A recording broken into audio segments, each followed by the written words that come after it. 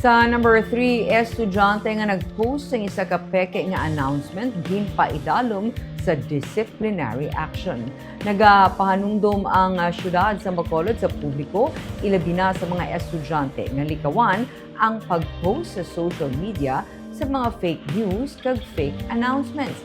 Ini matapos nga nag-viral ang isa ka post ng grade 7 student sa Bacolod City. May angot sa suspension of class sa una nga adlaw sang klase.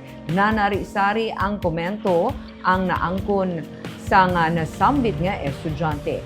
Gilayon man nga ginpatawag sang school principal ang natungdan kaupod sang iya nga Iloy. Sunod sa Iloy, nahack ang account sang iya bata antes pa matabo ang insidente. Ginpaidalom na sang bulutuan sa disciplinary action kag counseling ang estudyante. Sunod kay Attorney Marty Go, ang Secretary to the Mayor, ila pa ginausisa kung matuod gid man nga nahack ang account sang estudyante. Dugang sini, haphazard ang kalabanan sa mga ginapost sa mga estudyante sa Facebook. Bagay nga sunod sa iya, dapat likawan sang mga estudyante. Sa karon nagapangabay ang syudad nga i-fact check gid anay tanan nga mga announcements nga makita sa social media kag magsunod lamang sa mga lehitimo nga government pages kag media outlets.